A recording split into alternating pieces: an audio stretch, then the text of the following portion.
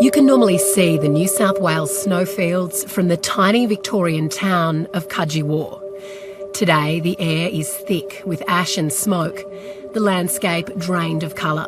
As you can see, what we had is gone. This is now all that's left of Alice and Greg Albert's 700-acre sheep and cattle farm on the outskirts of CUDGEWA. This was the wood heap. Luckily there wasn't a lot of wood in it because we'd used most of it through the winter. Just the house, and then out the back had a snowy hut, sort of a veranda at the back, and garden most around. We lost the kids' cubby house.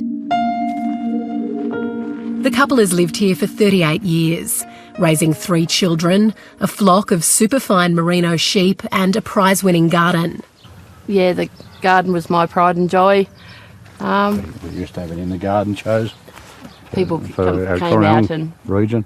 Go look around the garden, so... It was pretty important to us. They're now living beside the smouldering wreckage of their home. Our daughter brought a caravan from Denison in Gippsland up for us, and her husband and little 2-month-old baby. Our son lives here in WALWA. His house was also attacked first.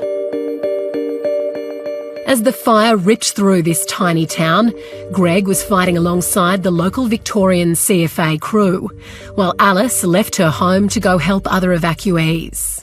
Grabbed a couple of my mum's rugs that she'd knitted, and decided just moving the hoses around, hoping to at least save the house. And during the night we come here, and it was all burning, and tried to save it, couldn't. And then I stayed with it till we had to leave. And then I had 2 friends with me in vehicles, and we stood it for a long time, and then I said, we got to go. So I was driving the tanker, and they said, you lead. I said, well, hang on to the taillight. And the guy went through the flames and smoke, and we got out. So that was the main thing. And then I just kept fighting it and saving other people's houses and properties and so forth. And we saved a lot, we lost a bit. They've spent the last few days shooting what's left of their badly burned livestock and picking through the rubble of the farm. 38 years of breeding superfine merino wool. Oh, yeah. Shearing stand's still standing, so that's the motivation to stay. And that's our part of the land and what we love, and our community and everybody. So yeah, it's important. I won't go anywhere. So which way did the fire come from? From down the back way. Down the road, Stuart Spratt and his partner took over management of the CORRYONG caravan park just 4 weeks ago. There was a cleaning shed and pool pump shed just there. A reasonably large ensuite cabin there. And as we get further around, you'll see there's another 3 cabins down there that have gone. What do you think this fire means for the local community more generally? Yeah, look, there's people out there that have lost their homes, and we're hoping to get insurance and stuff like that, but we'll struggle. We're going to struggle to rebuild, but we will. But I've got a home to go to. Other people don't. The fires have gone, but there's still a lot left to do. This fire's jumped the river on a number of occasions now, and it absolutely doesn't ask permission, it just comes across.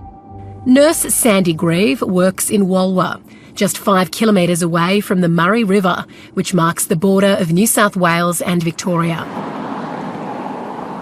We're aware that there is a difference between New South Wales and Victoria with regards access to funds to assist for people who've been evacuated. We know that in Victoria there is access to a payment specific to areas that have been impacted by the need to evacuate. New South Wales, that payment doesn't exist. Cross-border issues are nothing new for this region. However, this fire season has pushed resources to the brink. The Victorian State Control Centre has confirmed to 7:30 that CFA and RFS radios aren't compatible. However, it says that all vehicles within 15 kilometres of this border should have access to both types. Despite that, one senior firefighter has told us that they've still had serious issues with communication while fighting this megablaze. Sandy is working day and night to provide healthcare for people across 3 local council areas and 2 states.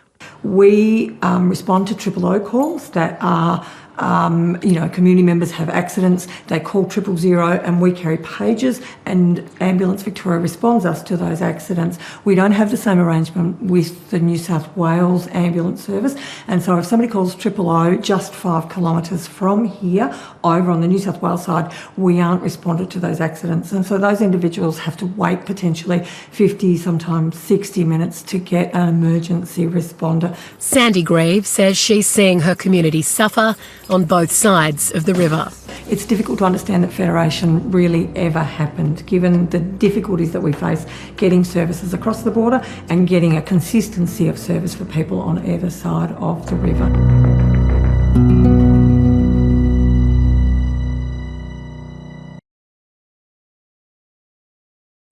Hi, I'm Lee Sales. Thanks for watching this story. If you'd like to watch more of 7:30's stories, they are on the left of your screen.